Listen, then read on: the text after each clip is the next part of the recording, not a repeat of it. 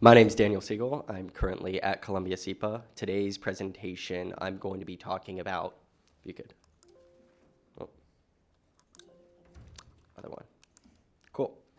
So before I dive into the presentation, I want to go ahead and provide a trigger warning, letting everyone know that the images on these slides, or some of them, are AI generated, and to make sure that if you are going to be taking pictures, that you make sure that you mark that they are AI generated, because they can be extremely deceiving. I also want to let everyone know that if anything during the presentation makes you feel uncomfortable, feel free to put your head down, walk out of the room.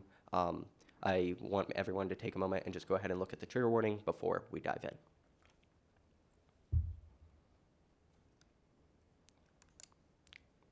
Extremist organizations have taken advantage of an evolving digital ecosystem.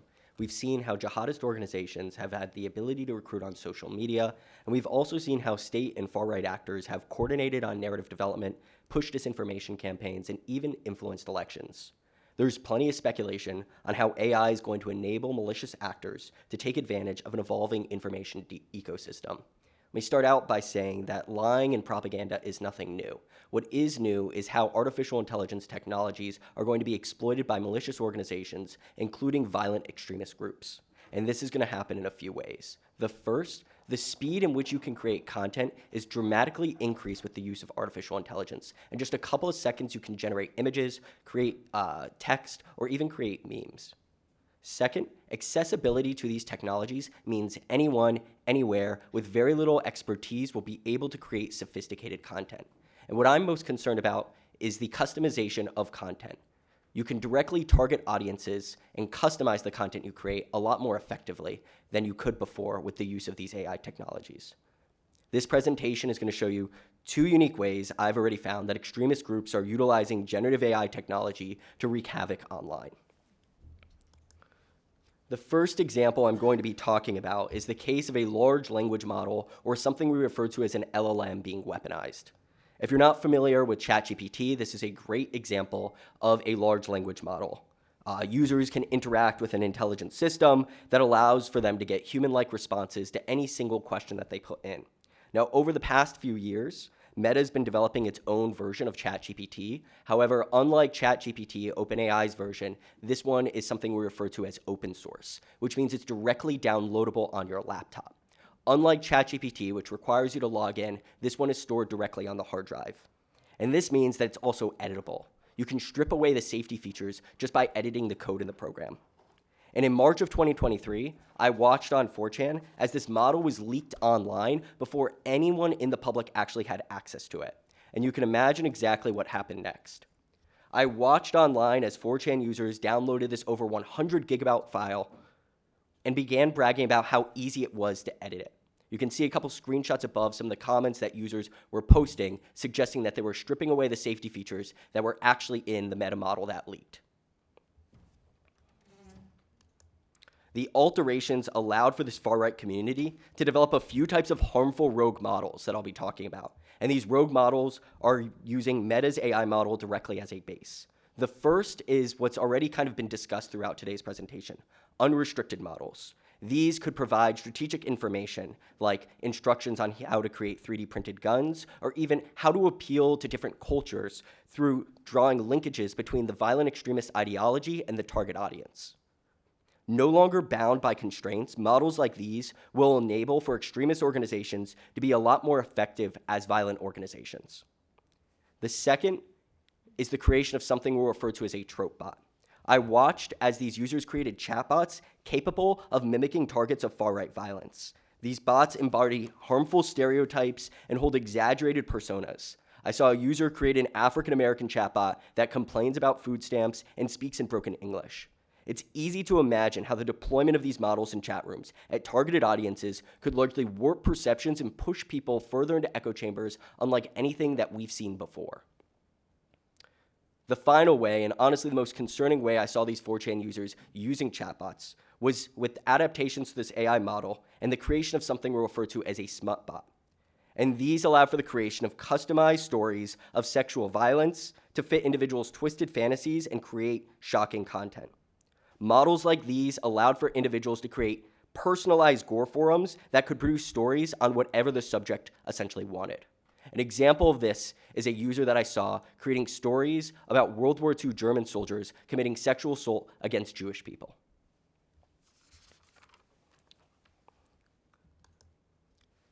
The implication of the weaponization of large language models, well, there are a couple. The first is it's going to become increasingly difficult to recognize authentic and inauthentic activity online. Tweets and text will seem a lot less formulaic when you actually have large language models behind them with the creation of bots by extremist actors. Second, we can't even deal with the issue of pirated movies or pirated video games. It's going to be difficult when these models can be torrented and downloaded directly online and are the equivalents of digital nuclear weapons. Additionally, bimodal processes of radicalization will become possible because no longer do you just have to like or share content. Instead, you can interact directly with chatbots and be radicalized unlike what we've seen previously before.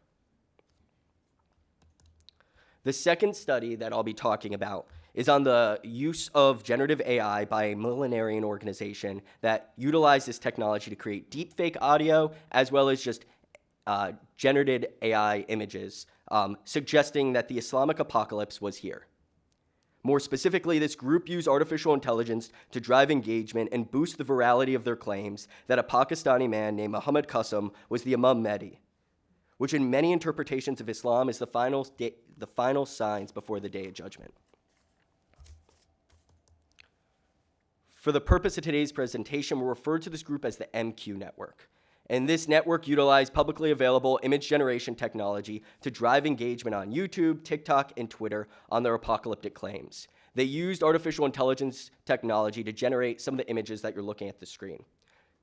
These images included images of battle, their leader or messiah, Muhammad Qasem, made to look more heroic or attractive, visualizations of the end of times, and we can assume that their goal was largely to inspire or simplify their narrative. But most importantly, I found that a lot of their videos on TikTok, they use this technology largely to just get more views, which is why just in a couple of the videos, they got tens of millions of views alone.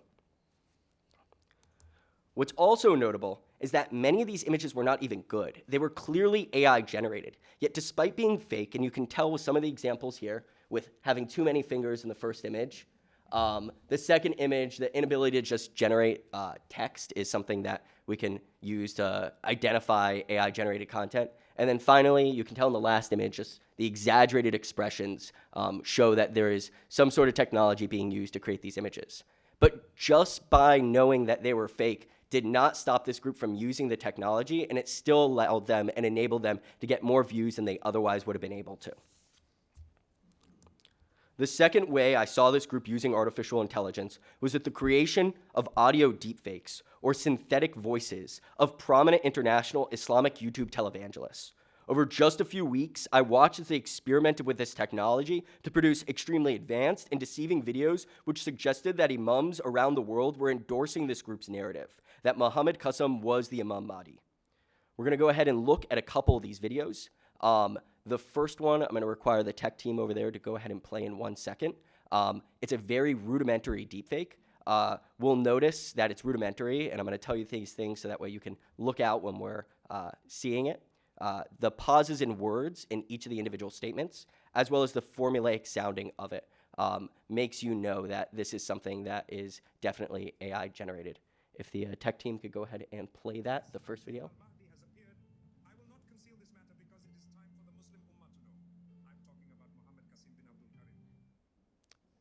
Sorry, we'll make that a little bit louder.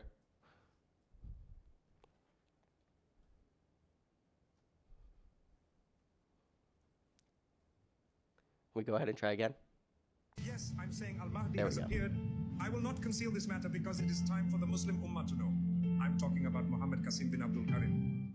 Despite it being a rudimentary deepfake, this deepfake of a prominent imam that is called Mufti Menk, he actually refuted that this was actually him, posted a tweet, and posted it on Instagram. Despite this refutation, I watched this group took the video as well as the tweet, suggested that that was AI generated, and then used it to get even more attention of the group. The second video is an example of a deepfake of Zakir Naik, a prominent imam in India. Let's go ahead and watch the second video. Messages of the Prophet Ibrahim, then you should disagree with Qasim. But if you deny him even after seeing all the signs or evidences, then you are among the disobedient. Whoever helps Qasim is You can notice it's a little bit more advanced.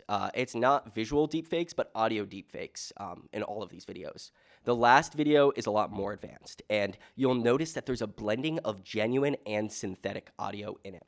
Not only this, but they use cutaways. So you'll notice that once the cutaway happens, the synthetic audio immediately starts. Let's look at the third video, the more advanced AI deepfake. So we're celebrating two things at the same time. Regarding this topic, I would also like to conclude that I've delved into the profound dreams of Muhammad Qasim, and I find myself inclined to embrace their truth.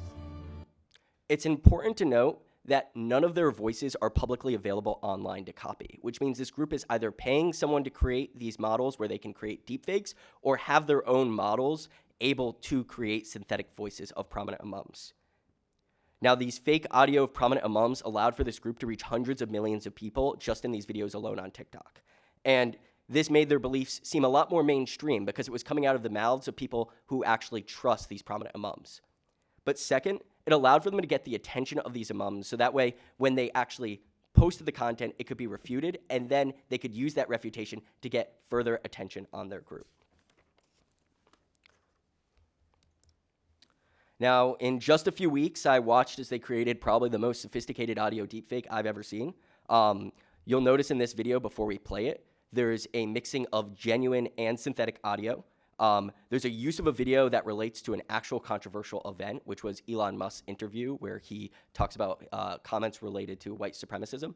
And finally, there's a deep faking of two people, one of which is a journalist. Let's go ahead and look at this last video. But how do you make a choice? You don't see, I mean, in terms of when you're going to engage. I mean, for example, even today, Elon, you tweeted this thing about Muhammad Qasim, who you think is the Imam Mahdi. I was just stating my opinion. You know, calm down, people. This is not like made a federal case out of it. You also, you said he could be the potential new leader of Pakistan. I actually had to go back to see whether there was even a conversation about Pakistan at all in this video, and there wasn't at all. So you can see how advanced and how they've used measures in order to make their deepfake seem a lot more real. So what can we really do about this problem? Well, the first and most importantly is we need to make sure that AI companies as well as social media platforms are liable for creating AI models, and the way that they release AI models needs to be heavily monitored. Just simply having them be liable would mean that they would be able to implement measures on their end to ensure that they are doing things properly in order to prevent a potential lawsuit that could occur. But then secondly, and you'll notice probably me saying this a bunch, but what I'm most concerned about is the use of open source models, rogue models directly downloadable on your laptop. These models, as they become more advanced, and they're not as sophisticated as a lot of the ones that are publicly available like ChatGPT, but these models directly downloadable on your laptop will only become more advanced. And as far as I know right now, the only thing that we can do is just make sure that there's infractions for individuals who download these models and also abuse them. Thank you so much. If you'd love to connect with me, feel free to scan the QR code to my website or LinkedIn. Also have my email there as well.